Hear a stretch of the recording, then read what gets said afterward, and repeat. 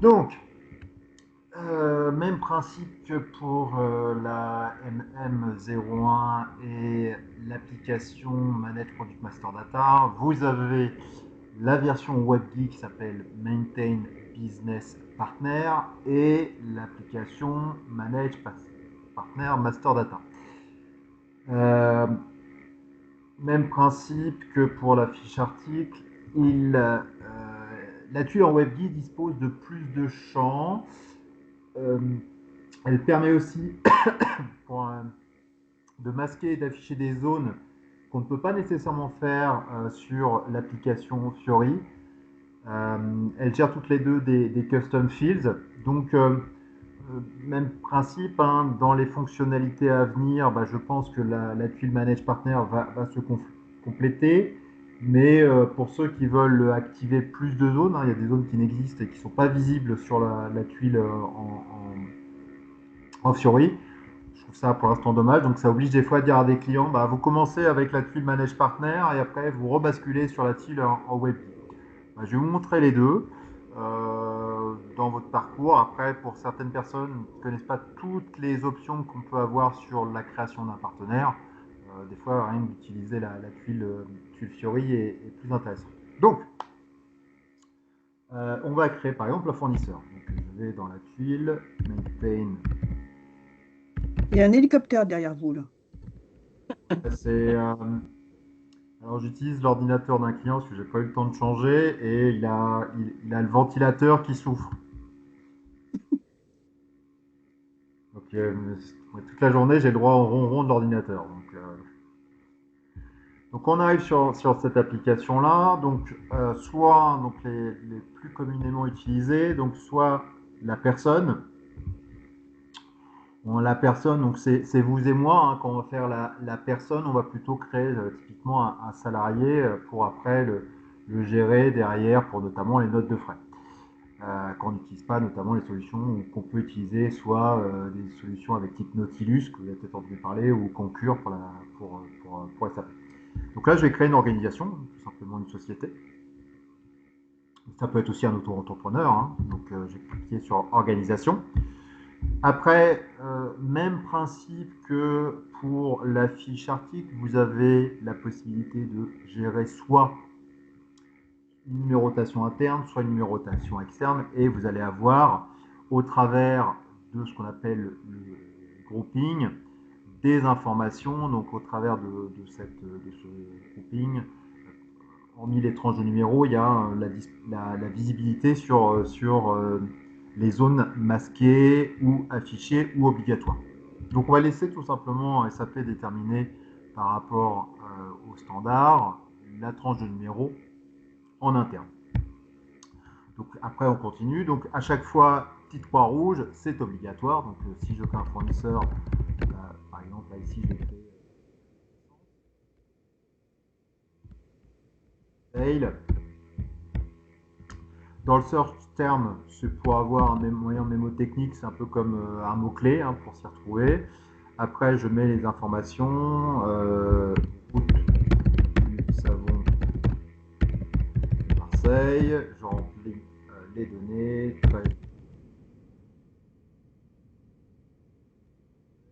enfin, euh, non, c'est FR. Donc, voilà. Donc toujours le même principe, hein. Si vous avez des petits messages rouges, c'est tout simplement que les informations ne sont pas disponibles. N'hésitez pas aussi quand vous voyez ces petits boutons là, More Field, de cliquer dessus, parce que notamment c'est là que vous allez voir la zone de transport. Cette zone de transport, elle est importante, hein. Elle sert à la détermination de l'acheminement. Lorsque par exemple, si vous êtes plutôt sur la création d'un client, elle va déterminer entre le point de départ, donc votre shipping point qui est rattaché à une zone de transport, et la zone d'arrivée qui correspond à la transportation zone, de définir si on a un acheminement de 5 jours, 10 jours, 15 jours. Notamment, on l'avait vu hein, dans la charte, vous vous rappelez, il y a des notions de loading group notamment, qui permettent après avec le shipping condition de déterminer toutes ces informations-là. Donc C'est après, les expéditions qui gèrent cette donnée-là. alors c'est un ensemble d'éléments. Donc, pour déterminer l'itinéraire, la transportation zone que vous allez retrouver dans le paramétrage, hein, vous allez avoir le route determination, donc la détermination de l'itinéraire. Vous allez voir, vous allez avoir un point de départ, un point d'arrivée, et après à l'intérieur, vous allez avoir des informations sur le groupe de chargement et la condition d'expédition qui vont déterminer après, derrière, si vous êtes sur, par exemple, je vais avoir point de départ France, point d'arrivée ici, c'est un client italien. Si on est sur une condition d'expédition normale terre, avec un groupe de chargement, je sais pas, forklift, le système va déterminer derrière que c'est 5 jours. Ok. Donc c'est cet élément-là qui rentre aussi en ligne de compte. Donc là, comme elle est masquée, si vous avez par exemple pas de détermination de l'acheminement et que vous avez renseigné tout ce qu'il fallait dans la fiche article, pensez toujours dire ah, peut-être, parce que je ne l'ai pas vue, elle était masquée cette zone-là, la zone de transport. Elle est nécessaire, mais pas obligatoire. Donc, vous pouvez sauvegarder votre fournisseur, votre client, sans pour autant qu'il y ait une zone de transport. Par contre, dans la détermination des différents éléments, notamment de l'acheminement dans une commande client, si vous ne l'avez pas renseigné, ben vous n'aurez pas d'itinéraire. Donc c'est toujours la différence entre obligatoire, nécessaire et facultatif. Là, elle est nécessaire, cette zone-là. Vous pourriez la rendre obligatoire dans le paramétrage de la détermination des zones, ce qui est tout à fait possible. Autre point important, lorsque vous allez créer votre fournisseur, nécessaire mais pas obligatoire, la langue, elle va intervenir dans tout ce qui va être la communication avec votre fournisseur. Hein. Quand vous allez envoyer votre formulaire de commande d'achat, par exemple, ou d'un programme de livraison, ou d'un contrat cadre, le système va se baser sur la langue de communication de votre fournisseur pour le formulaire. L'autre point important, c'est l'email. Là, ici, pareil, hein, SAP ne gère pour le moment qu'une seule adresse. C'est-à-dire que quand bien même ici vous mettez plein d'emails, il enverra à celui qui est par défaut le premier. On peut gérer après dans la partie Output Parameter Determination du multi-adresse, mais par défaut, SAP envoie que à un seul email. C'est-à-dire qu'ici vous en mettez 5, il enverra sur le premier.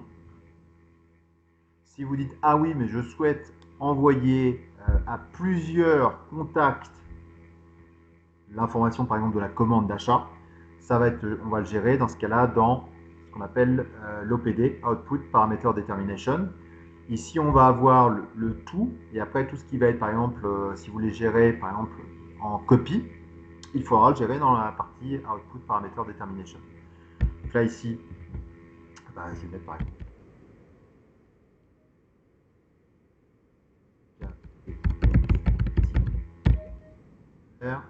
Voilà. Alors, pareil, hein, SAP a laissé le fax. Alors, à ma connaissance, il n'y a plus beaucoup de, je vois plus du tout de fournisseurs autorisés tout le monde. Alors, je retourne. Il n'y a plus aucun fournisseur qui utilise le fax. Bon, cette zone-là est toujours là. Donc, par exemple, vous pourriez très bien la faire, enfin, la masquer. Donc ça, c'est les données dites générales. Si à ce moment-là, je peux très bien sauvegarder. Donc là, je vais avoir juste ce qu'on appelle un fournisseur qui ne va pas me permettre de passer une commande d'achat. Hein. Par exemple, là en soi, il me manque tout ce qui va être la gestion sur l'organisation d'achat et toute la partie sur la société. Donc le point important, tout ce qui va être lié à l'organisation d'achat, ça va être pour la partie approvisionnement. Vous pourriez aussi avoir ce qu'on appelle un fournisseur tiers, c'est-à-dire qu'un fournisseur pour lequel vous n'allez pas générer du tout la vue achat et uniquement la partie société. Pourquoi? Parce que vous allez directement créer des factures fournisseurs sans passer par un flux d'approvisionnement. C'est pour ça que c'est important de savoir qu'un fournisseur, au même titre qu'un client, il va être géré du point de vue d'une organisation d'achat et d'une société. Je peux très bien créer, par exemple, mon fournisseur panier d'essence, qui aura en fait la partie approvisionnement, et il aura ce qu'on appelle un payeur tiers, c'est-à-dire celui qui va émettre la facture, qui sera différent. Même principe, hein, vous allez entendre parler de, je vais vous montrer, des rôles partenaires. Donc, j'ai créé mon fournisseur. Maintenant, je souhaite l'étendre pour pouvoir gérer mes approvisionnements. On va retrouver, donc je clique sur modifier. Je vais sélectionner à chaque fois tout ce qui commence par F pour retenir, pour dire voilà, toutes les fonctions qui sont importantes. Les BP rôles, c'est pour un fournisseur le FLVN00 et le FLVN01. Pour la partie client, FLCU01. Alors, c'est très simple. CU pour Customer et VN pour Vendor. Donc, je choisis la Supplier. Automatiquement, vous voyez le petit bouton qui apparaît Purchasing pour dire OK. On va maintenant l'étendre sur la partie organisation d'achat. Là, ici, hein, c'est pour ceux qui connaissent ECC, c'est la même chose que si j'étais sur la MK01. Là, ici, je suis sur BP. MKXK01, ça n'existe plus dans S4HANA. Si vous essayez d'exécuter dans le GUI ou dans le WebGui MK01, XK01, il va basculer automatiquement sur l'application BP. Et il vous dira que MK et XK, ils sont obsolètes. Je clique sur la partie Purchasing. Première chose, là, le système, on le crée au sein d'une organisation d'achat. Un fournisseur peut être géré sur plusieurs organisations d'achat. Je fais le lien avec votre projet, selon que vous êtes sur une organisation centralisée ou décentralisée. Donc là, moi, je suis sur une organisation d'achat centralisée. Plusieurs divisions sont attachées à une organisation d'achat. Là, ici, hein, pour après passer d'une organisation d'achat à une autre, hein, je fais Switch Organization. Et là, après, je peux choisir parmi toutes les organisations d'achat qui sont disponibles. Nous, on continue sur KPCA. Donc, je fais entrer. Après, je vais renseigner. OK. Alors, les points importants. Voilà. Pareil, vous allez me dire, ah ben, une fois, j'ai aussi toujours le même principe, hein, des gens qui disaient, mais pourquoi on a à la fois un payment term au niveau de l'organisation d'achat et un payment term au niveau de la société? Même principe. Lorsque vous allez passer par un processus d'approvisionnement, c'est le payment term au niveau de l'organisation d'achat qui va être repris et qui va descendre jusqu'à la facture fournisseur. Mais vous pourriez très bien faire, pour ceux qui connaissent, qui sont sur FICO, faire directement ce qu'on appelle une FB60 ou Create Supplier Invoice, créer directement la facture fournisseur sans passer par le processus d'approvisionnement. Et dans ce cas-là, c'est le payment term qui sera repris de la vue société. Donc, je peux avoir donc différents payment terms, donc avec de l'escompte, avec éventuellement du prélèvement. Donc, pareil, hein, si je mets en 3, par exemple la 009, j'aurai après une pièce comptable avec 3 échéances. Donc, par exemple, prenons la 009. Je vais prendre au niveau ici sur du Xwork, ça c'est des incoterms. Là. J'ai aussi différentes zones comme le minimum de commandes à chaque fois que je pourrais avoir. La salesperson, c'est quel est le contact chez mon fournisseur, hein, c'est le commercial, hein, tout simplement. Donc là, je vais passer uniquement les zones qui sont pertinentes. Là, en cochant cette zone-là, c'est Good Receipt Based Invoice Verification. Je ne peux faire mon entrée de facture que si j'ai bien une réception qui a été préalablement faite. Qu'est-ce qui est aussi important dans ça, la gestion des index? Est-ce que Acknowledge Requirement, si je veux utiliser les applications de suivi des confirmations type ME91F et ME92F? Après, si je veux gérer tout ce qui va être la partie settlement, quand vous allez entendre parler de settlement, les contrats de settlement, associez ça à remise de fin d'année, les RFA. C'est dans SAP, vous avez les contrats cadres et les contrats cadres de conditions. Que lorsque je veux gérer des conditions particulières de prix, on fait toujours le lien avec les RFA. Alors, après, ce qui est important, on va le retrouver ici, Additional Purchasing Data, tout ce qui va être le Settlement Management. Là, après, la partie aussi, ce qu'ils appellent le schéma. Alors, non, c'était pas celui-ci, je vais descendre. C'était là, schéma groupe supplier. Donc là, ici, si je veux gérer derrière des schémas de prix particuliers, donc je vais avoir ces informations-là. Donc, calculation schéma. Par défaut, laissé à blanc. Donc, on verra plus tard après quand vous serez dans le SPRO pour gérer toute la partie détermination des schémas de prix fournisseurs. Après, si vous voulez utiliser tout ce qui va être la gestion en automatique de la conversion d'une demande d'achat en commande, donc vous activez cette zone-là à la fois du côté de la fiche article et de la fiche fournisseur.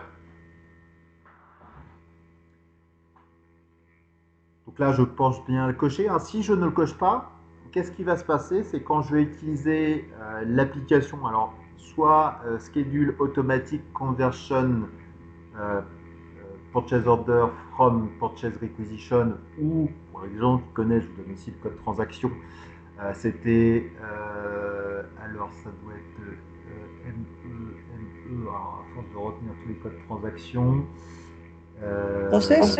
ME59N, voilà. Vous connaissez la ME59N? C'est celle-ci. La ME59N vous permet de... Alors, la suite logique, ME57, ME58, ME59N. La ME57 vous permet d'affecter et de convertir les demandes d'achat en commande. La ME58 vous permet de convertir les demandes d'achat en commande, mais les demandes d'achat qui ont été préalablement affectées à une source d'appro. Et la ME59N vous permet de convertir en automatique toutes les demandes d'achat qui sont affectées à une source d'appro. C'est process? Alors, process, purchase requisition, oui, mais ça c'est du manuel. La partie process te permet de le gérer en manuel.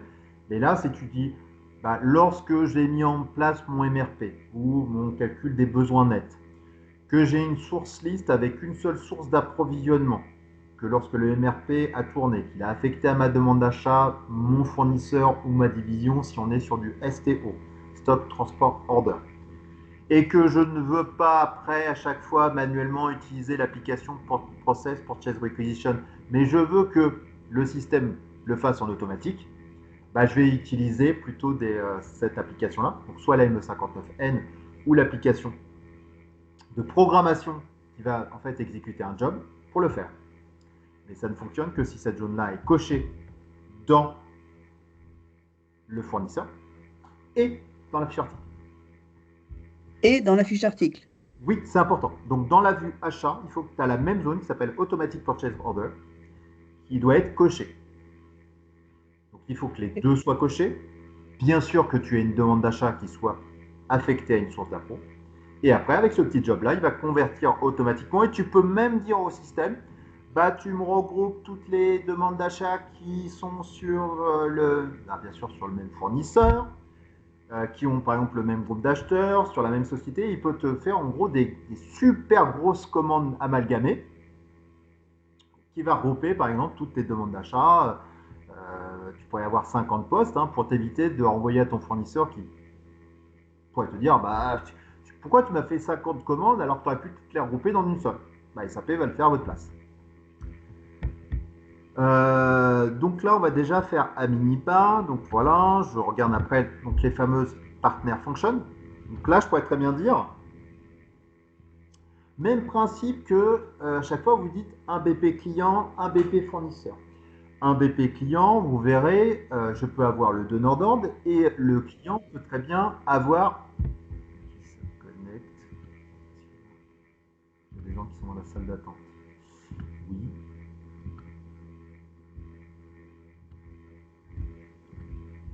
Donc on pourrait très bien avoir donc un fournisseur qui peut nous expédier la marchandise, par exemple, de plusieurs endroits. Ce qu'on appelle ici good supplier. Ça a une importance dans la mesure où, si le fournisseur, bien sûr, vous a communiqué les plateformes dans lesquelles la marchandise part, notamment si vous faites une déclaration d'échange de biens.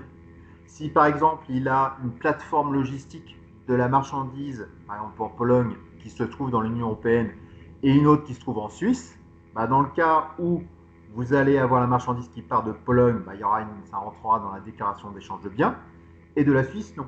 Et si vous n'avez pas marqué cette information-là, et qu'à chaque fois, la marchandise qui part de Suisse, vous la mettez pour la Pologne, votre DEB, elle sera fausse, et donc ça ne va pas être bon au niveau de votre déclaration.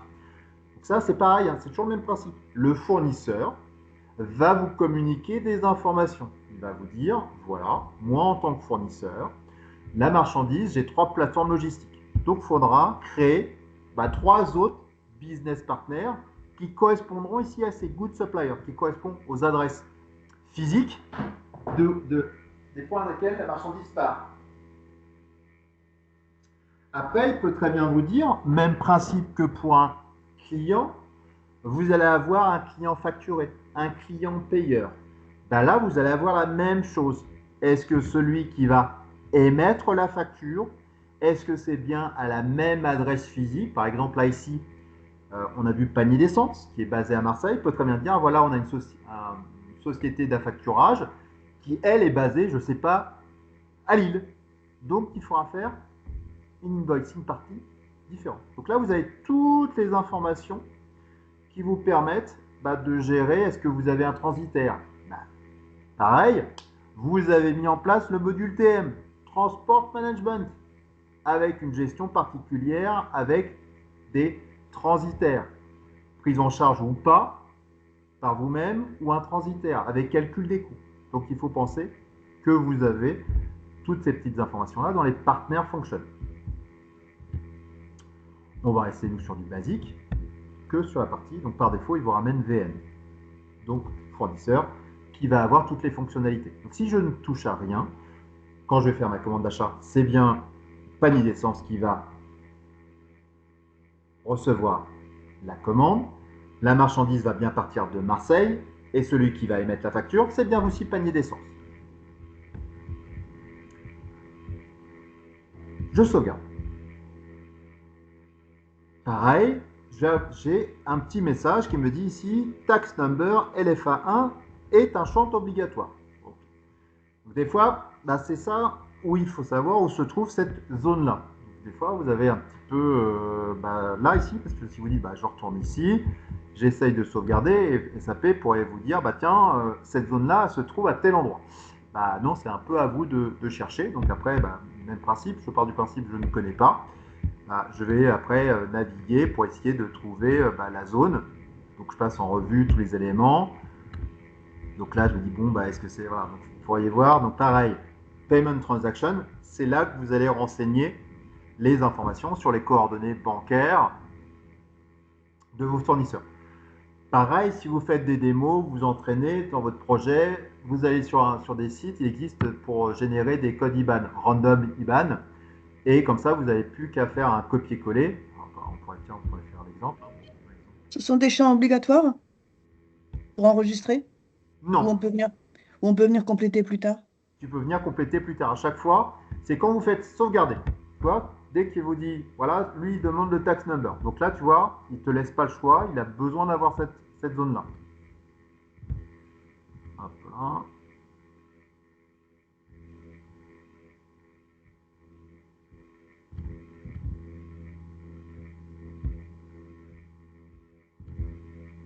pareil, hein, si ici je ne renseigne pas la zone et que je sors, on est sur du WebGuide.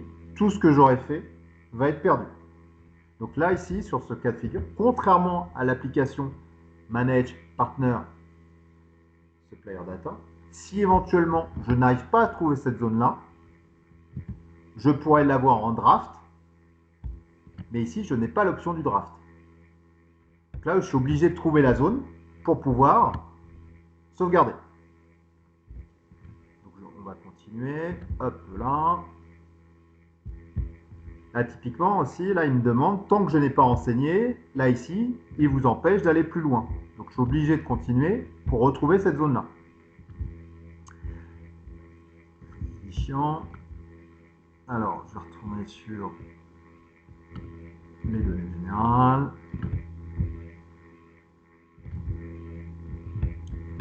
Hop là. Donc, à chaque fois, vous avez aussi, en fonction du business role que vous allez choisir, vous allez voir des zones qui vont être affichées. Là, par exemple, sur 000, je n'ai pas les mêmes fonctionnalités que si après, je vais sur la vue. Enfin, je vais prendre par exemple ici, toujours, je reprends fournisseur. Vous avez vu, j'ai Supplier Data, Supplier Tax Data qui apparaît. Et puisque j'ai choisi ici Supplier, vous voyez là où j'étais sur Identification, il m'a masqué des zones. Donc toujours aussi faire attention sur quel BP role sur lequel vous êtes. Donc là, je retourne sur Identification. Dans Identification, sur BP role, à savoir Business Partner General, c'est là que je vais avoir les informations sur alors, ce qu'on appelle les tax numbers. Donc là aussi, dans tax number, vous allez dans catégorie. Alors, comme on est sur la France, très simple, vous mettez F, étoile. Je fais entrer. C'est là qu'on va retrouver donc, le VAT Registration Number et aussi Sirène Siret. Donc, lorsque vous avez l'information, je fais sauvegarder, et que vous allez avoir le petit message qui vous bloque quand vous essayez de sauvegarder les données d'achat, STAX1, tout ça, c'est tout ce qui va concerner les parties tax number. Donc vous, pareil, bah, Michael, comment je peux savoir quel est le numéro de sirène, le numéro de TVA? Bah, c'est très simple, hein. Vous allez sur Google, par exemple, sur société.com, je fais panier d'essence. Vous pourriez mettre n'importe lequel de n'importe quelle société, un panier d'essence, TVA, sirène, société.com.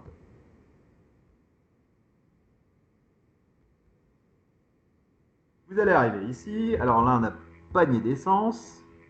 Alors il y en a un, moi c'est plutôt celui de Marseille. Voilà. Donc j'ai ici. Donc j'arrive sur société.com, hein, c'est gratuit. Et après, bah, j'ai juste tout simplement à faire copier-coller. Donc là, je prends le sirène. Je retourne sur mon BP. Je vais chercher,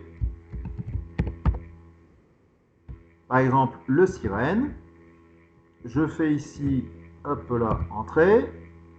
Je mets ici le numéro. Je fais la même chose pour l'autre. Bah, dans le doute, hein, je les renseigne tous. J'ai le siret. Hop là, je vais chercher le siret. Je fais copier-coller, entrée. Et la totale, je mets aussi la TVA. Donc je vais chercher aussi numéro de TVA. Procédons aussi pareil. l'IBAN. Je retourne ici. Je tape random IBAN. Ok, random IBAN generator. Parfait. Je lui dis, bah tiens, je voudrais créer un IBAN pour mon jeu de test pour la France. Generate un IBAN. Ok, je prends l'IBAN. Je retourne ici. Je clique sur le petit bouton ici qui s'appelle Define IBAN. Je clique dessus. J'ai un petit pop-up. Plutôt que de taper tout, je clique sur le petit bouton ici, Switch Input. Je colle le numéro d'IBAN. Je fais entrer. Après, le nom de la banque, hein, vous mettez le nom de la banque que vous voulez. Par exemple, je pourrais mettre LCL. Je valide. Je valide. Voilà. Là, vous avez un IBAN qui est généré. Donc là, je fais sauvegarder. Ont bien été sauvegardés. Je regarde à nouveau sur la partie fournisseur. Je retourne sur les données d'organisation d'achat. Alors, je vous montre aussi, vous pourriez très bien, sur cette vue-là, me dire, est-ce qu'on a un moyen plus simple de faire une sorte de copier-coller? Bien sûr, c'est tout à fait possible. Ici, vous avez le petit bouton en haut qui s'appelle « Avec référence ». Je clique sur « Avec référence ». Je vais chercher mon modèle. Donc là, par exemple, on va regarder ce que j'ai dans la base avec le rôle FLNV0. Je fais Entrée. Je regarde ce que j'ai dans le système. Je me dis, bon, c'est celui qui me semble le plus complet. Alors, je vais regarder celui-là que j'utilise. Prenons par exemple la P2E. Là, le système me dit, tiens, le fournisseur sur lequel tu veux te servir de base, il est géré sur 2 organisations d'achat. Moi, je cherche à créer sur l'organisation KPCA. Donc, je reprends la donnée. Et après, je fais créer avec référence. Là, il va me reprendre les données qu'il a trouvées dans le fournisseur AP2E. Et c'est là qu'on pourrait dire, tiens, je n'ai pas pris le meilleur parce que vous voyez, il n'a pas repris énormément de zones. Donc là, si je faisais ça, je vais, voilà. Mais une fois que vous avez fait avec référence, c'est trop tard, vous êtes obligé de compléter.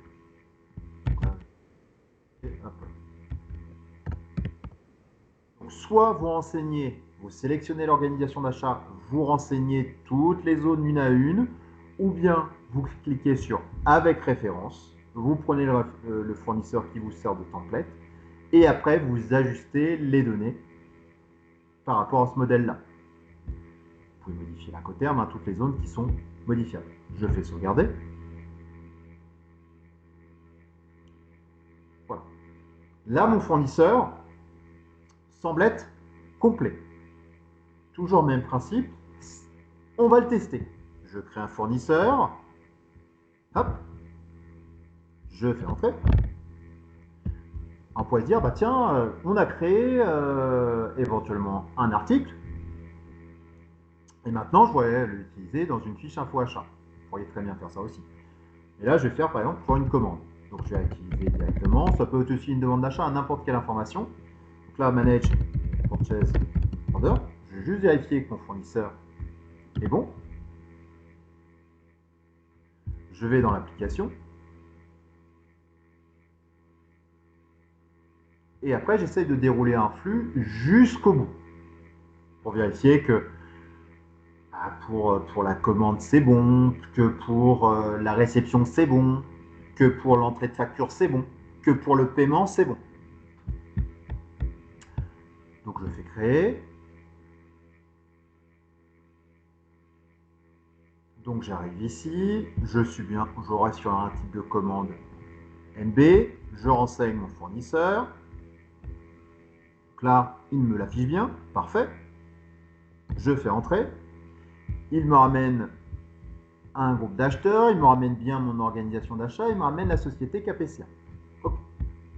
Je vais après dans la partie poste.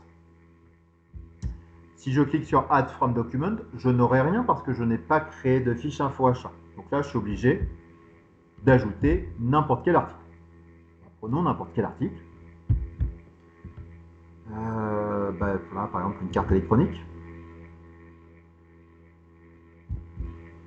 Je vais prendre. Et là, je regarde si j'ai des messages d'erreur. Alors, qu'est-ce que me dit SAP?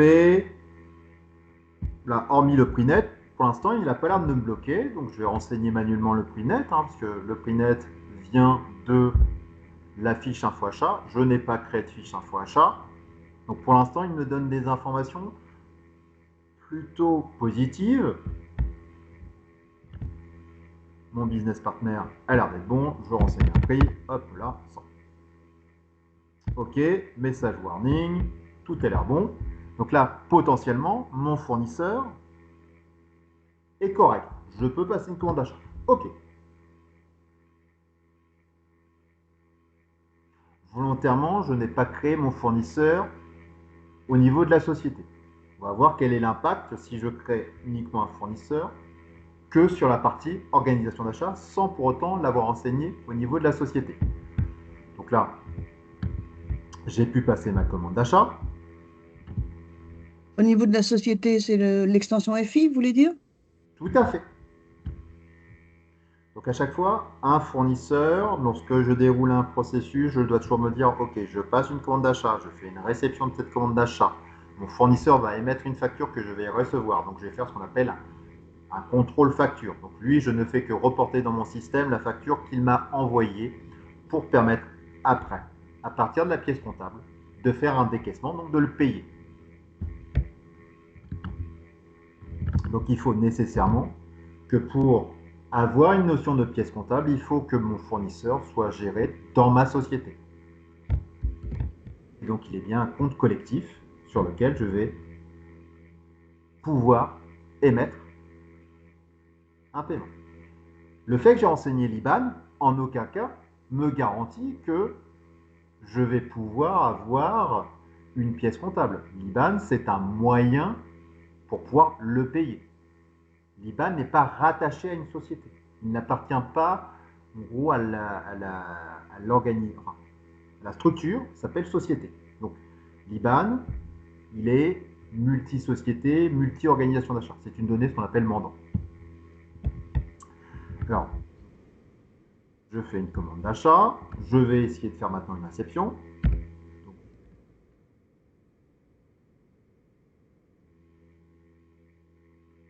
Post goods for purchase. Post good receipt.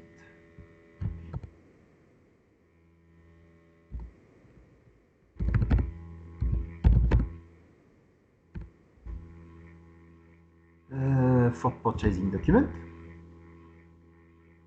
Donc je vais utiliser après la réception. Donc pour l'instant ma commande d'achat. Je renseigne mon numéro de commande à réceptionner. Je fais entrer. Pour l'instant SAP ne me bloque pas. Je mets un numéro. Je pourrais éventuellement après gérer l'impression. Ok, c'est sur un magasin central. Ok, tout est bon. Je coche la carte électronique et je fais la réception.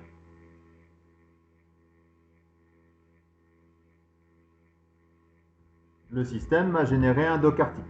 Parfait.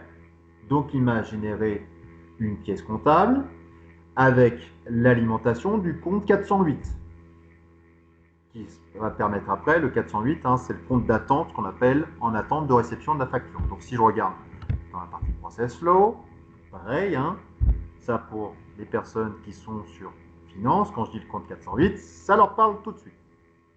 Si je regarde la tête de ma pièce comptable, donc pour l'instant, je n'ai toujours pas géré mon fournisseur du point de vue société. Ça ne pose aucun souci pour pouvoir faire la réception.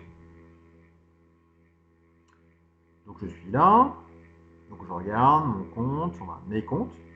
Donc ça, pareil, hein, dans votre projet, les personnes qui vont gérer toute cette partie-là sur l'intégration, la détermination automatique des comptes, tout ça, c'est l'OPYC. Pareil, hein, quand on est sur un plan comptable international ou un plan comptable français, les comptes que je vais avoir ici ne sont pas les mêmes. Donc là, le compte d'attente, donc c'est pas un 408, c'est un 211. Là, ici, c'est Good Receipt, Invoice Receipt. Donc là, j'ai les différents, mon compte de stock, toutes les informations. Maintenant que j'ai réceptionné ma commande d'achat, mon fournisseur va émettre une facture que je vais devoir transposer dans mon système. Donc je vais utiliser create supplier.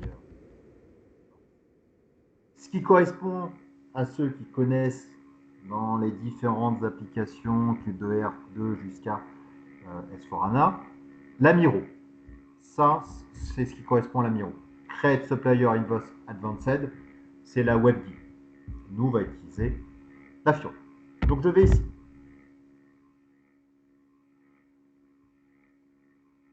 Donc je crée, je saisis, je ne fais que reporter l'information de la facture de mon fournisseur. Sachez que cette transaction, application, on ne l'utilisera plus à partir du 1er septembre 2026. Vous savez pourquoi? Loi des finances. Mais encore, Et ben, on passe par un DPD, je pense. tout à fait. Obligatoire. Voilà. Donc, on va être sur la dématérialisation totale des documents de facturation. Donc, soit on va utiliser SAP DRC, donc qui est l'outil de SAP, mais ça peut être aussi un n'importe quel autre PDP qui va devoir intégrer celle-ci. Après, SAP aussi a des solutions qui s'appellent SIM pour Central Invoice Management, qui permet de, à partir d'un flux de dématérialisation, de rematérialiser dans le système. Donc on n'aura plus à saisir manuellement une facture fournisseur dans la mesure où elle n'existera plus en tant que facture papier ou facture physique ou un PDF. Donc on devra l'intégrer.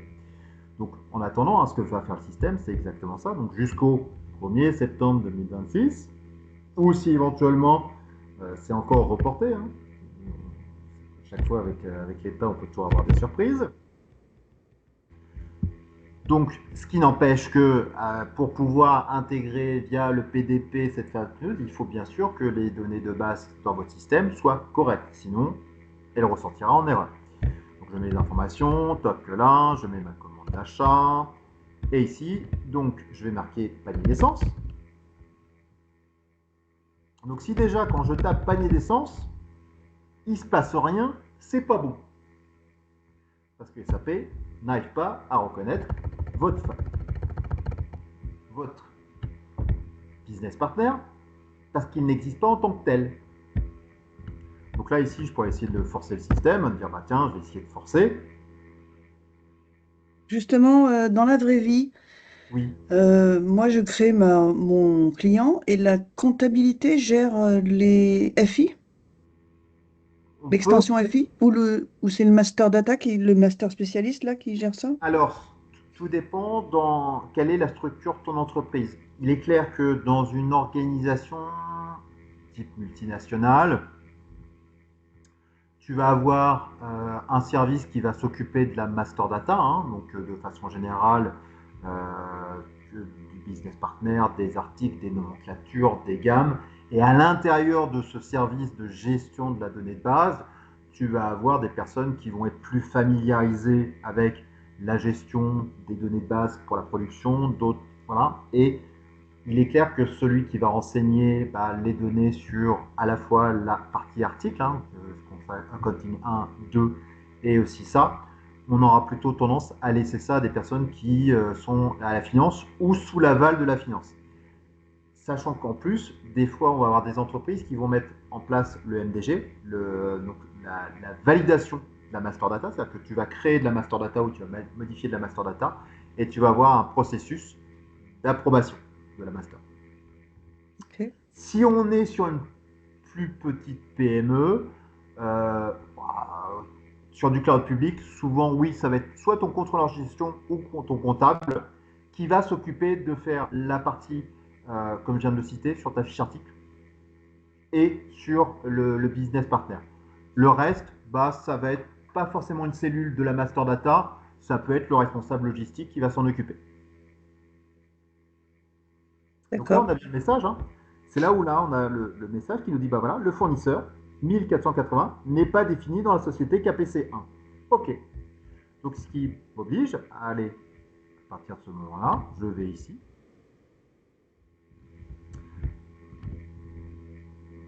Je peux là très bien se dire, utiliser indépendamment Maintain Business Partner ou bien Manage Business Partner.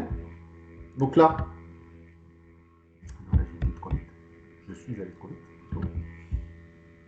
Hop là, Manage Partner. Voilà, Manage Business Partner.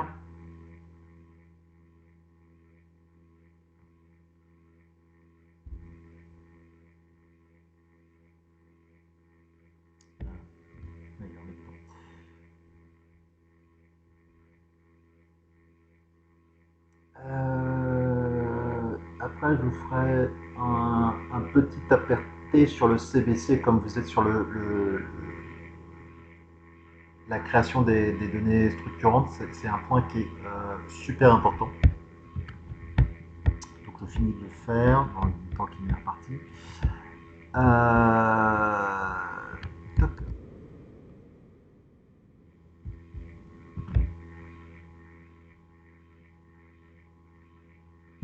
Donc, je vais dans panier d'essence. Donc, je vois tout de suite qu'il a que le rôle fournisseur, qu'il n'a pas le rôle société. Donc, je vais dans mon business partner.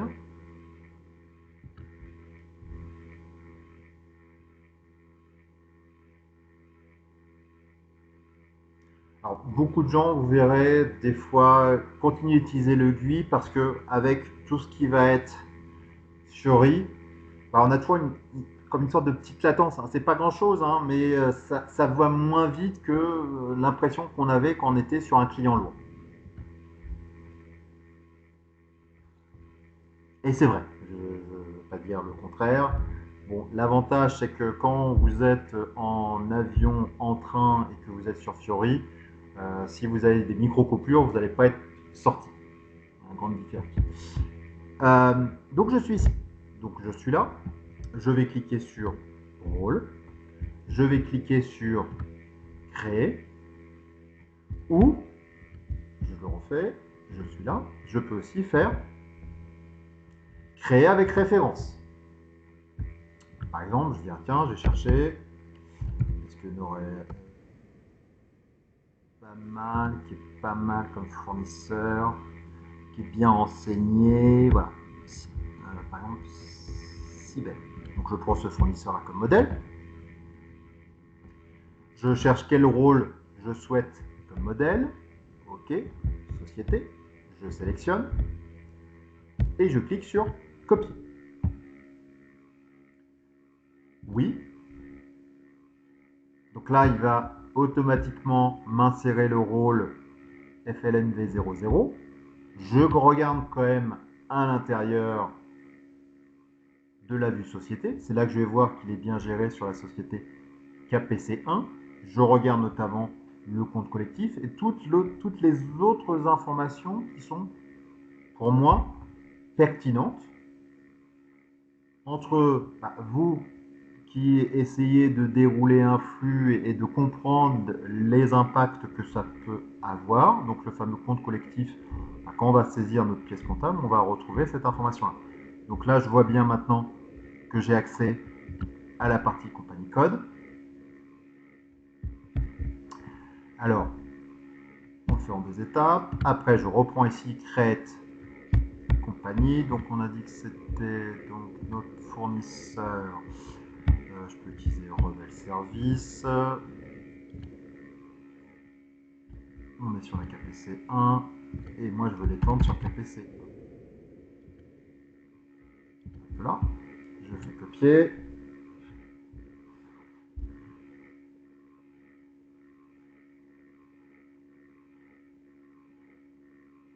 Alors, j'ai bien le code compagnie.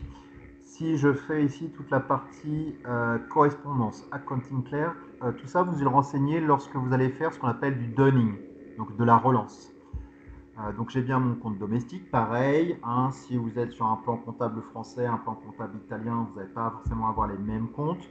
On retrouve le payment term et ce payment term il peut être différent de celui qui se trouve dans l'organisation d'achat. Pour rappel, dans le cas d'un processus avec comment on y reprend le payment term de la partie organisation d'achat, si on est sur un flux direct, donc création directe d'une facture, il reprendra bien NT45.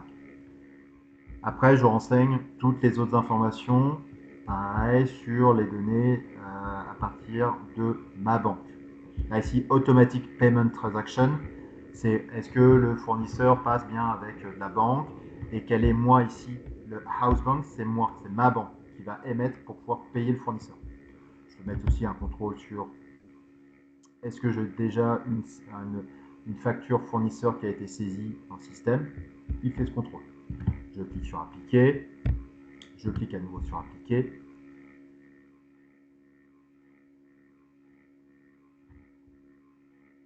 Donc ça, c'est le minimum que vous devez savoir pour créer un business partner.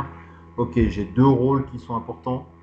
FLVN quelque chose pour l'organisation d'achat et un autre pour une société. Je le crée bien sur ma organisation d'achat. Je le crée bien sur ma société de sorte que je puisse faire une commande, une réception, une facture, un décaissement. Je sauvegarde.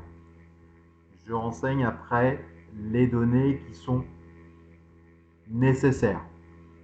L'incoterm, la condition de paiement, l'email si je veux après envoyer le bon de commande, etc.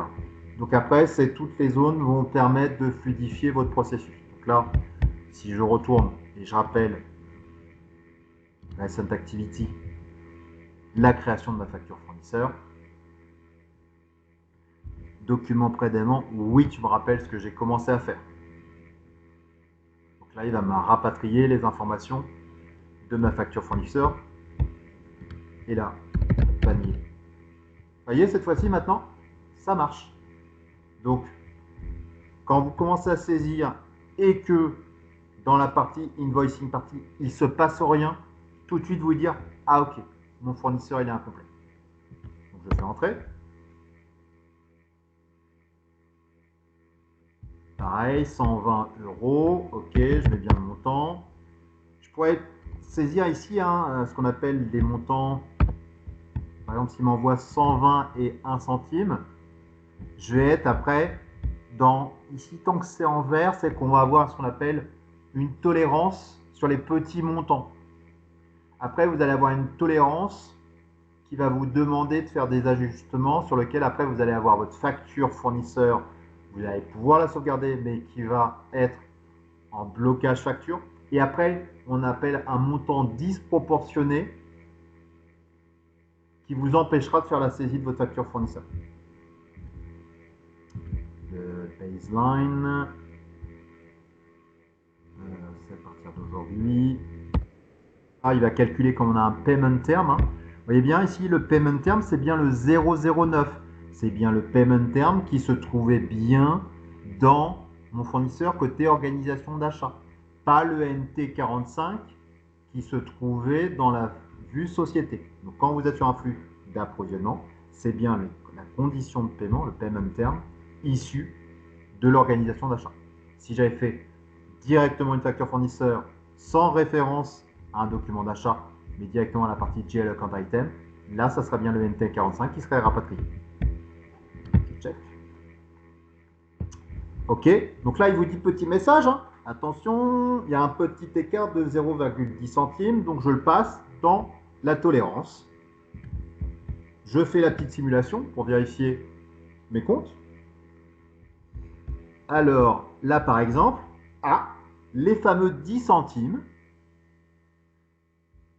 là, il manque quelque chose. C'est-à-dire que dans la détermination automatique des comptes, je n'ai pas renseigné pour le 526 0000 un cost accounting, c'est-à-dire il lui manque le centre de coût rattaché à ce compte général 526. Donc là, il faudrait que j'aille dans le CBC pour pouvoir le faire. Donc ça m'oblige tout simplement à ne pas mettre de petits écarts. Donc là, si je fais simuler, vous voyez, il ne me bloque pas. Donc là, pareil aussi, hop, quand on est sur la partie finance, lorsque je sais ce petit message, doit tout de suite se dire dans la détermination automatique des comptes, ce qui correspond à ceux qui connaissent bien l'OKB9, compte général avec un centre de coût ou éventuellement un centre de profit. Donc là, le système m'a bien mis tous mes comptes, tout a l'air bon, je fais poste. Dernière étape sera la partie décaissement. Donc soit on utilise la F110, soit on utilise Manage Automatic Payment, ou bien je peux le faire aussi avec la tuile Post Outgoing Payment, qui permet de faire le décaissement. Voilà. Alors, petit aparté sur le CBC. C'est comme vous allez créer votre organisation,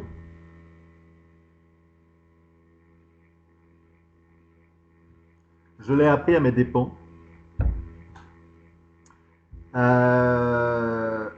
Quand vous êtes ici sur un scope item et que vous faites ici, par exemple, country region, quand vous faites edit et que vous rajoutez, par exemple, je voudrais rajouter l'Italie, SAP va vous demander obligatoirement, le mot obligatoire, au niveau de votre structure organisationnelle, de créer de suite une société italienne avec une organisation commerciale italienne, un magasin italien, une division italienne. C'est-à-dire que si vous vous dites, bah tiens, je veux faire un flux intercompagnie, je veux commencer déjà à activer les scope items, bah vous êtes obligé de le faire dans la foulée. C'est-à-dire que vous ne pourrez pas continuer votre paramétrage dans le CBC tant que vous n'avez pas créé. Donc SAP, c'est un point qui peut être, alors pas quand vous êtes sur votre démo, mais demain quand vous serez sur le cloud public, et que si vous éventuellement vous venez rajouter un nouveau pays, SAP dit nouveau pays égale nouvelle société. Donc je suis obligé d'aller après dans la partie structure organisationnelle pour pouvoir gérer. Voilà. Donc faites attention. Et surtout dans le cloud public, vous ne pouvez pas faire de rollback. C'est-à-dire Vous pouvez pas faire de retour arrière. Hmm. Donc ça veut dire que c'est une étape qu'il faut anticiper, quoi. C'est pas que plus qu'anticiper.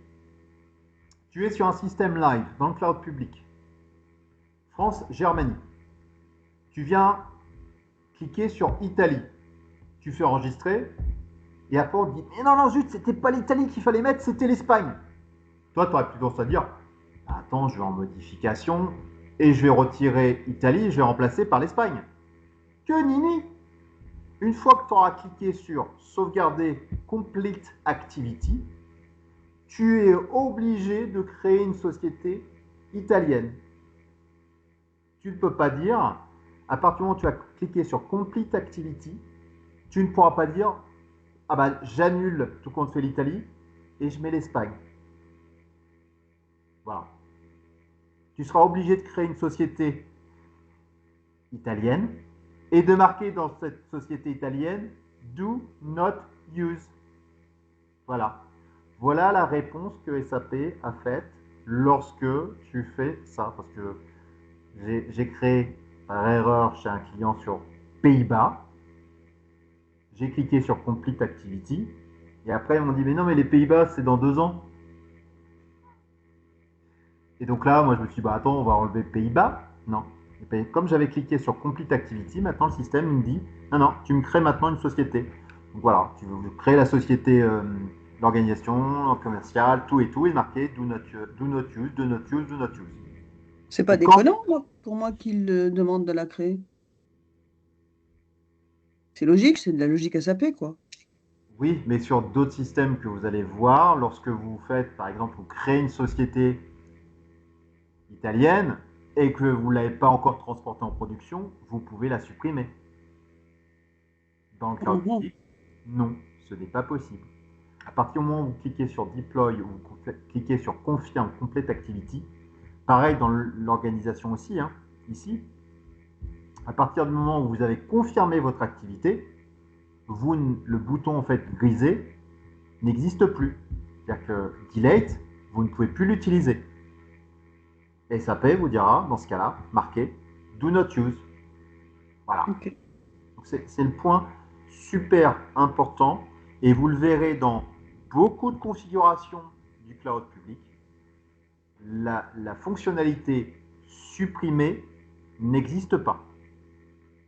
À partir du moment où vous avez confirmé, sauvegardé votre activité,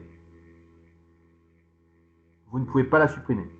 Alors la subtilité réside dans le fait que vous allez avoir un ordre de transport. Dans ce cas-là, vous devez penser à jamais le transporter. Typiquement, vous avez créé plein de groupes d'acheteurs et après vous dites ah bah non ou des clés de confirmation et tout compte fait, vous ne les faites pas. C'est pour ça que c'est le DCD, c'est que vous ne partez pas ni dans la configuration ni dans la partie Organizational Structure, ni dans la partie Scope Item, tant que le client ne vous a pas validé le DCD. C'est votre gage, de sorte que si demain il vous dit « Ah, non mais tout compte fait, l'Espagne, on ne va pas l'utiliser tout de suite », vous dites « Ah non, je suis désolé, moi vous m'avez validé le fait que fallait gérer l'Espagne. » Et donc la structure organisationnelle avec l'Espagne. Donc c'est le point important, que ce soit dans du private, dans du public ou dans du on-prem, le DCD, c'est ce qui vous évitera que lorsque vous serez au forfait, vous explosez votre forfait. Comme, contrairement plutôt à un abonnement téléphonique, quand vous explosez le forfait, c'est à votre charge, donc c'est à la charge de l'ESL. Donc tout le temps que vous allez faire, c'est du temps perdu, donc ça va bouffer la marge de votre projet. Un DCD, validé, et après on fait le realize. Tant que ce n'est pas validé, vous ne faites pas le realize. Voilà. Parfait. Est-ce que vous avez des questions sur votre projet? Ça avance bien? Lentement mais sûrement, j'ai envie de dire. D'accord. J'attends toujours le retour pour savoir si quand la 2021 va revenir. Après, c'est comme tout quand il y a des maintenances. C'est-à-dire quand il y a un test refresh, ça se fait pas en une journée. Donc, Elle fonctionne, j'ai essayé ce matin, ce midi. Ah, c'est bon? C'est revenu? Oui, ça marche. Parfait. J'avais un doute. Si vous n'avez pas d'autres questions, on va s'arrêter là pour ce soir. Si, tu parlais la dernière fois Oui. du groupe manufacturing qualité. Oui. Tu vas concrétiser quelque chose Alors, est-ce que s'il y a un je sais pas comment groupe, ça se passe. c'est de se dire aussi, s'il y a des personnes qui sont en dehors de tout groupe, qui ont envie de constituer un groupe spécialisé sur la partie manufacturing quality, vous signalez dans le groupe WhatsApp et vous pouvez former ce groupe-là. En fait, ça peut venir se greffer à Novatech, comme ça peut être un groupe à part sur un projet uniquement orienté PPQM. Après, tout le monde est libre. Chacun peut constituer, parce que vous avez des adhésions qui sont au fil de l'eau, mais je pense que moi, je pense que est-ce que tout le monde... Il y aurait combien de personnes qui seraient intéressées par du PPQM déjà? Pour info, on a prévu PP sur Novatech. Oui, bonsoir. Oui. Donc il y a un groupe déjà qui travaille sur PP sur Novatech. Il n'y a pas un groupe constitué, mais en tout cas, c'est prévu dans le flux au fait Novatech. Il faut que dans ce cas-là, vous ayez un groupe qui se constitue, qui sera sur la partie PPQM dans ce cas-là. Ok. Et de voir comment vous intégrez le processus de fabrication dans votre chaîne. C'est-à-dire, voilà, Novatech, à un moment, est-ce qu'elle va produire notre partie qu'elle va acheter? Donc, c'est important de l'intégrer très rapidement. C'est-à-dire que dans votre processus, vous allez avoir la commande client qui va tomber, le MRP qui va tourner. Dans un processus classique, vous allez avoir un ordre, soit de process ou un ordre planifié de la fabrication. Derrière, toute la chaîne d'approvisionnement. Donc, c'est là que vous allez récupérer la partie MM et de se dire est-ce que derrière on peut avoir de la sous-traitance, de la co-traitance. Donc c'est important de le mettre tout de suite dedans, parce que ça structure aussi vos flux. Je suis désolé, c'était encore une question de nouvel arrivant. J'atterris doucement sur les sujets, mais alors ce projet Novatech, comment il se constitue? On a une feuille de route avec des requirements qui ont été posés par toi ou et on sait par exemple on connaît le flux PP et on le pose, ou est-ce que on définit un flux PP from scratch en se disant on va essayer de Vous prendre pouvez définir. un Alors modèle? c'est comme tout. Moi, si j'avais donné à chaque fois, comme je fais, j'ai toujours fait en école d'ingé, je prenais un sujet où les élèves me soumettaient un sujet et après tout se construisait autour de ce sujet-là. C'était par exemple la gestion des handling units dans l'aéronautique, la gestion d'un flux EDI. typiquement, le projet que j'ai fait circuler, c'était sur l'EDI, et on a posé les bases, on dit voilà, le titre, c'est projet EDI. Donc après, on a dit, bah voilà, dans un projet EDI, qu'est-ce qu'il y a? Ok, vous voulez faire quoi? Du MM, du SD, du PP? Ah ok, non, on ne veut pas faire de PP. Ok, donc on va être uniquement sur des flux MM-SD, les accords d'interchange. Voilà. Un autre, c'était la gestion de la qualité dans la production. Ok, on leur a dit, bon, bah, vous allez faire un petit embryon de SD qui va vous générer du PP, et après, à partir de PP, voilà. Ce qui permettait de structurer, de vous donner en fait des éléments, de se dire est-ce que voilà, c'est de la fabrication discrète? Est-ce que c'est de la fabrication répétitive? Est-ce que c'est de la fabrication en process? Là, les gens disaient bon, c'est quoi la différence entre process, répétitive ou discrète? Et donc ça permettait de se dire bon après bah, de les orienter. Donc, là, si je vous dis ah ok, vous allez faire du PP, ouais. Oui, c'est ça ma question. C'est effectivement Novatech, c'est qu'on a un cahier des charges un peu fictif qu'on doit suivre, ou est-ce qu'on sait que c'est du discret avec du QM, avec du WM, avec dans le projet, ça peut être aussi pertinent ou c'est vous aussi qui devez vous poser les questions, c'est de se dire ah ok, moi j'ai envie de faire du PP, mais de se dire bah tiens et me solliciter, dire Michael, bah tiens moi je serais plus intéressé par de la fabrication en process. Ok, et de te dire est-ce que tu en as déjà fait? Voilà, et au moins de te dire bon bah voilà, je vais pousser les scope items parce que si vous dites ah je voudrais faire à la fois de la process, de la discrète, bah, c'est pas du tout la même chose. Mais par rapport à Novatech, apparemment, c'est du discret parce que les articles qui vont être définis, c'est bien du discret, en fait. Bah, Après, en effectivement, soi, on peut aller l'article, c'est sur... pas ce qu'il va le faire, c'est demain, derrière, est-ce que tu vas plutôt gérer ce qu'on appelle le recipe, donc c'est-à-dire une Oui, recette, tu vas plutôt gérer une gamme, une oui, nomenclature. En soi, la master data, que ce soit process ou discrète, c'est après, ça va se gérer non pas sur l'article, mais derrière sur l'applicatif. oui. Ah, Oui. Ok, ma Après, question était plus dans la démarche, c'est-à-dire on a un groupe qui va se former sur PPQM, vous avez déjà Conformément. commencé à travailler, donc c'est le groupe en question qui se donne un axe en se disant bon ben on va explorer la partie discrète, on va mettre du QM, on va peut-être mettre un MRP en amont, la pro on alors va le oui, faire en c'est restant du ça. MM ou du AWM, ça c'est nous qui décidons. Alors, moi, si j'étais vous, pareil, il faut être ambitieux, mais en même temps raisonnable. C'est-à-dire que, dire, ah, peut-être t'attaquer un PPIWM comme ça, from scratch, je vous le conseille pas. Par contre, de se dire, ah ok, monter déjà toute une notion avec déjà PPQM, avec des caractéristiques de contrôle dans une gamme. Est-ce que vous voulez une gamme de contrôle? Est-ce que vous voulez plutôt gérer tout ce qui va être les MIC, les caractéristiques, soit qualitatives, quantitatives, tout ça, c'est déjà pas mal, hein. Si tu te mets un ouais, PPQM je WM, voudrais juste ajouter, il n'y a aucune obligation d'intégrer le projet Novatech. Si vous voulez faire vos tests et tester PPQM par vous-même, vous pouvez également. Et nous, on viendra vers vous lorsqu'on attaquera cette partie. moi je trouve ça pertinent d'imbriquer tout ça, c'est-à-dire déjà de se Oui, dire, voilà, vous êtes dans une entreprise globale où vous allez avoir une commande client qui va tomber, vous allez avoir un processus MRP qui va tourner. Ok, donc dans ce cas-là, créer une gamme, une routine. Après, dans la gamme, se dire, ah, est-ce que dans la gamme, je vais créer donc une gamme avec une clé de contrôle, avec du QM. Ah, derrière, cette chose, elle va des caractéristiques de contrôle.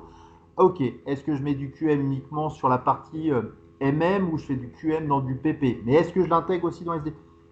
Après, toutes ces questions-là vont après vous obliger à mûrir votre chose. C'est-à-dire, ok, bon, bah, faut déjà créer toutes les master data, connaître toutes les implications. Est-ce que derrière, je sais pas, on va complexifier. Est-ce que vous voulez des articles fantômes? Est-ce que vous voulez faire du backflush? Est-ce que, voilà, toutes ces choses-là vont se dire, voilà, la saisie des temps, voilà. Donc, ça, Cheikh, est-ce qu'on peut dire que la semaine prochaine, on démarre la constitution des équipes définitives? Oui, oui, oui, on regarde ça la semaine prochaine. mais important, au-delà de la Après, c'est une occasion constitution des équipes, de regarder les items. les, ouais, c'est Si les sujets. côté PP, vous pouvez venir jeudi. Ouais. Mais pensez à chaque fois à me formaliser, c'est parce que sinon, on va dire, voilà, dans le projet Novatech, on a, est-ce que voilà, le début du processus pour vous, voilà, donc c'est un flux intégré avec, est-ce que si vous faites notamment du PP, est-ce que vous intégrez les besoins indépendants prévisionnels ou les besoins indépendants clients pour savoir derrière que quand vous avez une commande client, ça va consommer, qui va générer des OP sous les sous-ensembles. Voilà, c'est toutes ces questions-là qui permettent surtout d'avoir après de structurer votre projet. Donc, d'accord. En fait, ma question, c'est que c'est nous-mêmes qui alimentons les besoins pour Novatech, on va dire. Oui, après, moi, donc Novatech, c'est un sujet. Désolé, encore une fois, j'atterris. Novatech, c'est un projet fictif qui a été mis en place dans le cadre de cette association. Et chacun a pris, vous êtes constitué des équipes avec des groupes, et selon les sujets, on va dire déjà les plus utilisés, vous allez développer un flux tout en essayant d'avoir la logique globale et en partant sur des fonctionnalités qui soit sont les plus utilisées, soit vous intéressent le plus, etc. C'est ça? Ouais. C'est à la fois, c'est comme dans les projets que je donnais en école, c'est de se dire, c'est pas juste faire du paramétrage, c'est pas juste faire un DCD, c'est que vous ayez bien conscience que, au-delà de la méthode Activate, c'est que vous devez hiérarchiser ce que vous voulez faire et pas de partir tout de suite se dire ah je fonce là-dedans, c'est posez-vous. Mais justement, on en est là, on est en train de dérouler les documents nécessaires à la méthode Activate qu'on a retenue. Et ensuite, on passera aux modules en eux-mêmes. Ouais, mais ayez quand même, comme toute chose, un sujet. Voilà, c'est de se dire, le sujet vous permet de construire quelque chose. Tu vois, c'est Novatech, super projet Novatech.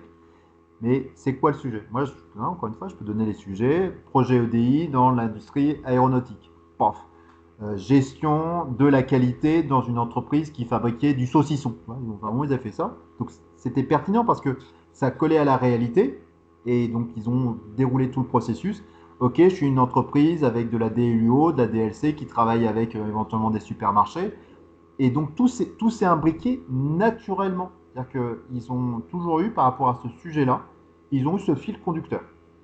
Okay. Et à Novatech, on vous a décidé qui était sur quel métier, quelle industrie? Ou c'est pas encore défini? Alors, on a un drive qu'on va vous partager, qu'on a peut-être déjà fait, et on va vous faire un récap au début de la réunion de jeudi pour tout ce qui s'est passé depuis le début du projet. Et je voudrais juste ajouter qu'on attend d'avoir plus de documents Activate prêts, de la matière grise, quoi, pour pouvoir vous la soumettre à Keno pour que vous nous donniez votre avis avant de partir. Mais faites-le aussi au fil de l'eau, dans le groupe aussi. N'hésitez pas à mettre aussi dans le groupe WhatsApp, parce que moi, je peux vous pousser des idées. Parce que moi, les projets que j'avais fait avec mes petits élèves, est-ce que j'en ai encore ici? Parce que j'avais fait le DI, mais j'en avais plein d'autres, notamment sur la DLUO, sur la fabrication. On avait le projet aussi Belle Maison, où ils étaient partis sur un constructeur de maisons individuelles pour prendre en compte SAP VC, Variant Configuration.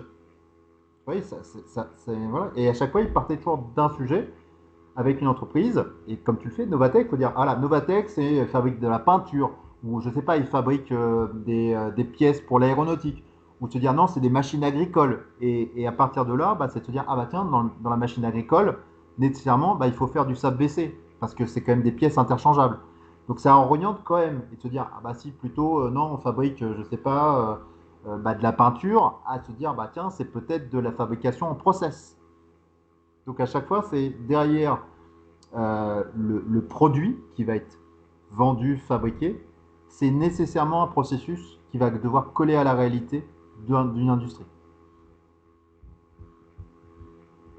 Okay. Michael, pour éviter de polluer le grand groupe, est-ce qu'on peut te rajouter sur le groupe Novatech? Vous faites comme vous voulez. Moi, après, dès que je pars du principe, c'est à vous de me soumettre quelque chose.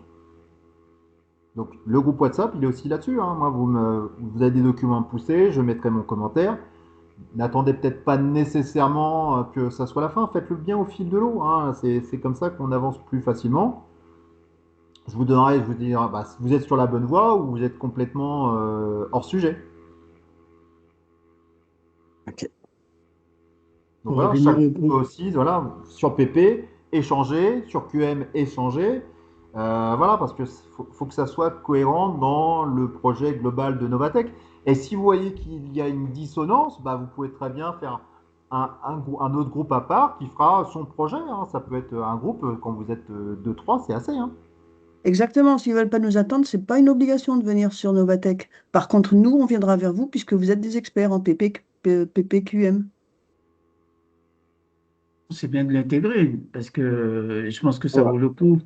Après, je crois on n'est pas forcément en retard. Et ce qu'il faut faire, il faut qu'on forme un groupe très rapidement Oui. pour pouvoir voilà, s'intégrer au projet Novatec. Le point qui est important, contrairement à mes élèves qui étaient, ou si on va prendre plutôt voilà, à des élèves qui étaient dédiés à 200 ou 300% du projet, sauf qu'ils faisaient le projet, je ne vais pas dire nuit et jour, mais eux, c'était 3 mois, ils avaient 90 jours pour faire le projet. Et ils n'avaient pas de travail à côté, c'était du projet. Donc ce qui est plus facile, hein. Quand on sait qu'on a 90 jours, et après, bah, qu'importe si tu veux faire 2 heures par jour, à la fin, bah, ceux qui ont eu le meilleur projet, c'est ceux qui ont fait, j'ai encore dit, EDI, c'est-à-dire qu'eux, ils bossaient 90 heures par semaine pendant 90 jours. C'est pas notre cas. Hein. Voilà. Donc c'est pour ça que vous verrez nécessairement une différence entre le projet EDI et ce que vous allez faire. Parce qu'ils étaient que 3, enfin 4 pour être exact, et ils ont bossé comme des malades. Donc c'est pareil aussi, hein. Appropriez-vous EDI, mais n'essayez surtout pas de vous challenger par rapport à ça parce que vous n'êtes pas sur le même référentiel de temps. Ouais, surtout. Parce qu'eux, ils étaient des étudiants, nous, c'est un peu mix, hein, qui ont des activités au quotidien. Et partez du principe que, certes, c'était des étudiants, mais comme eux, ils partaient vraiment de zéro. C'est-à-dire aucune connaissance sur SAP. Ils n'avaient jamais touché SAP. C'est pour ça que je dis qu'on avance lentement mais sûrement. Donc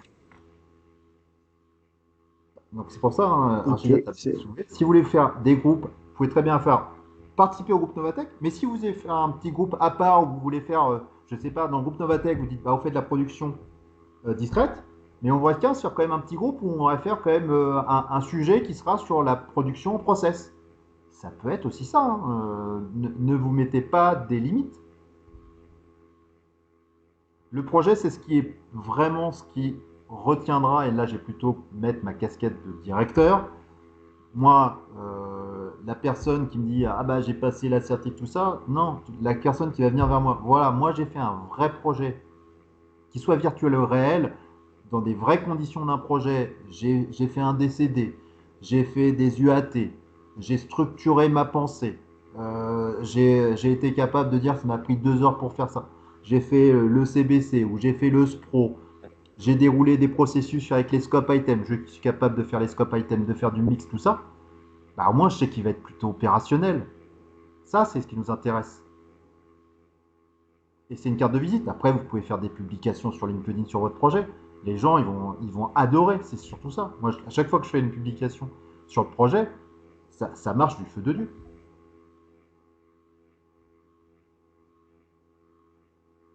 Voilà. Et après, n'hésitez pas à me solliciter si vous avez besoin d'informations sur les projets. Voilà, moi, je peux vous donner plein d'idées, j'en ai plein.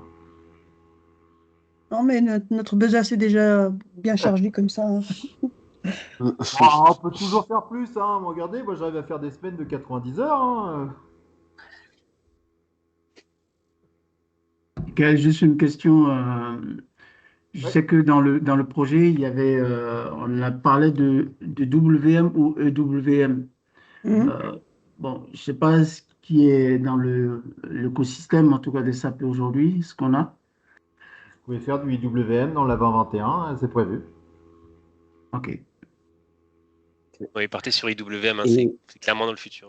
Ah oui, oui, non, mais Mais on la pensait que notion c'était une de extension. WM n'existe pas, c'est juste la définition. Alors, dans le cloud public, il ne parle pas de extended, il parle toujours que de warehouse management.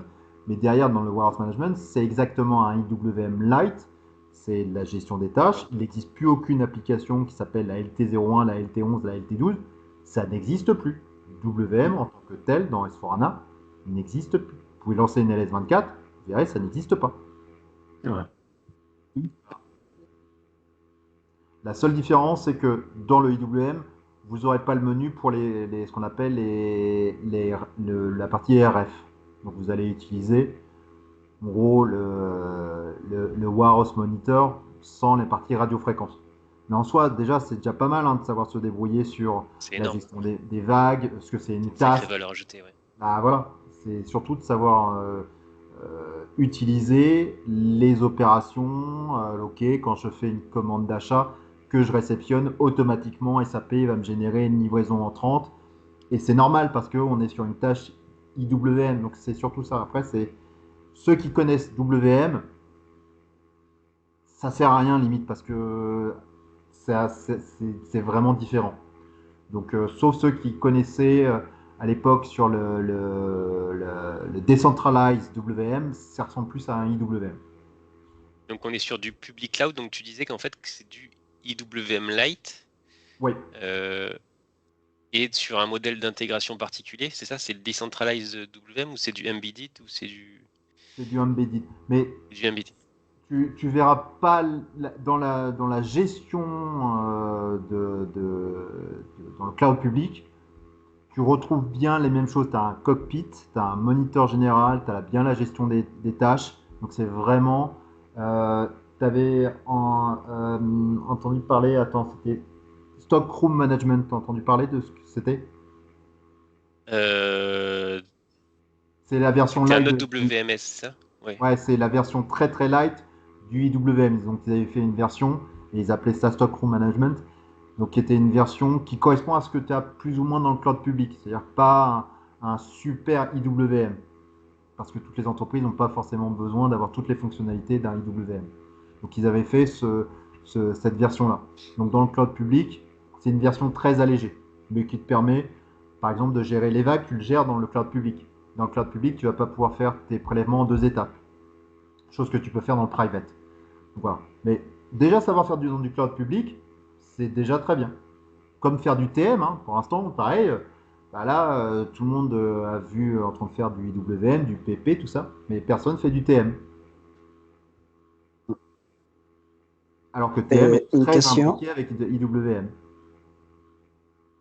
Encore assez instable. C'est plus stable dans le public que ce que c'est dans la vraie vie. C'est nettement plus stable sur le cloud public que ça ne l'a. Alors, tu parles d'une 2021. Alors, si tu as une 2023, c'est plus stable.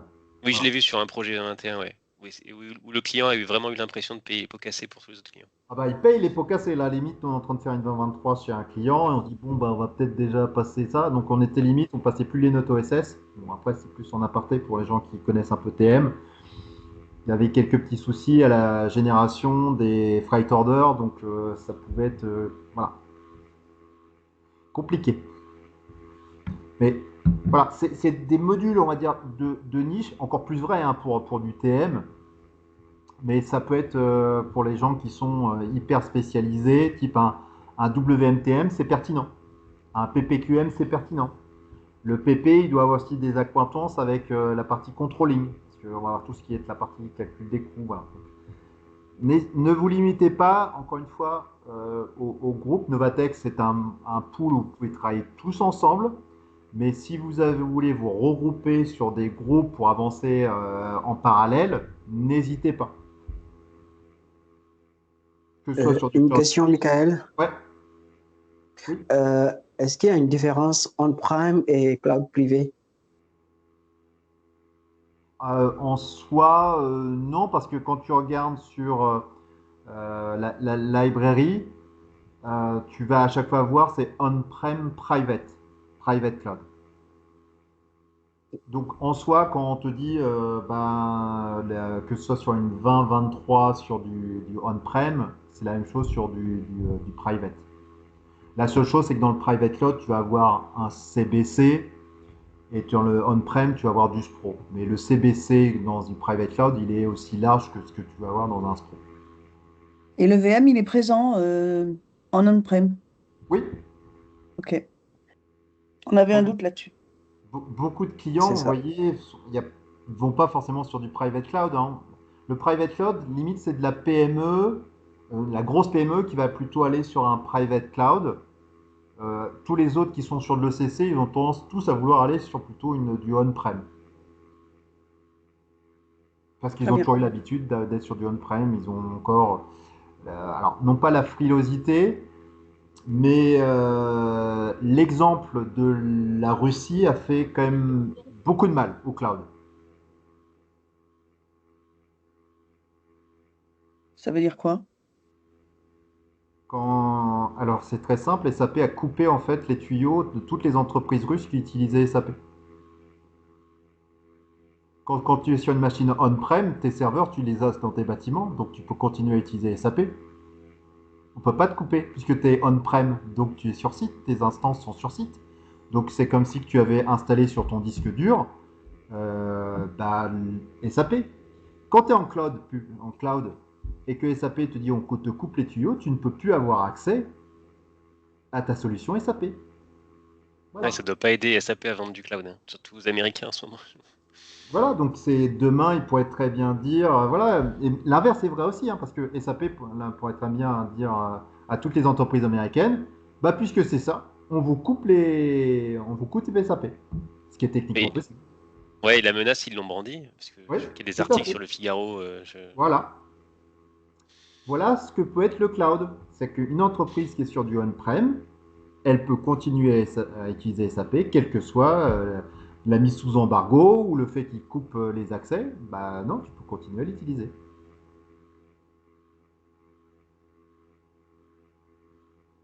Très bien. Donc voilà. Alors, toutes les entreprises n'ont pas forcément ça en tête, mais le on-prem a encore de beaux jours devant lui. Même si SAP, nous, je pense que Thomas aussi, le discours qui nous est donné, c'est cloud first. Donc en gros, on ne doit plus jamais, en premier c'est du cloud public, en deuxième c'est du cloud privé, et c'est seulement si le client insiste lourdement qu'on lui propose du on-prem. J'ai une question. Oui. Là, je trouve qu'il y a du cloud privé, du cloud public et du on-prem. Oui. Du coup, il y a 3 systèmes qui sont différents. Je sais que le on-prem, le serveur est sur le site de l'entreprise. Et la différence entre le cloud privé et le cloud public.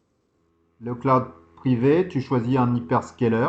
Donc tu vas choisir soit du AWS, du Google ou du Azure. Ou ça peut être aussi par SAP. Et sur le cloud public, c'est nécessairement du mode SaaS et uniquement hébergé et géré par SAP. Ok. Voilà, sur le private cloud, c'est comme si tu avais un on-prem, c'est-à-dire que tu as complètement la main sur ton système, tu peux le customiser, faire tes développements. Ouais. C'est juste que physiquement, tu n'as pas besoin d'héberger des serveurs. Et c'est SAP qui tu lui donnes la responsabilité de la maintenance du serveur, enfin, en une partie. Le on-prem, c'est toi qui es responsable de ton infrastructure. Dans le private cloud, tu mandates un hyperscaler qui va gérer ton infrastructure pour toi. C'est du mode SaaS. Donc tu lui confies la gestion et tu peux même après confier à une TME. Hein, c'est-à-dire que tu peux même dire, bah, moi, je n'ai plus aucune équipe en interne qui va gérer cette infrastructure et je vais demander même à un tiers, ça peut être des entreprises spécialisées là-dessus, vont te le gérer. Mais c'est confié à un hyperscaler. Donc tu retournes, bah, les GAFA, c'est là-dessus qu'ils gagnent de l'argent, hein, AWS, Azure et Google. Tu as aussi OVH Cloud aussi maintenant. Tu peux le faire aussi sur du OVH Cloud. Donc voilà. Si tu veux être sur un cloud souverain, tu auras plutôt tendance à aller, tu peux aller sur du OVH Cloud.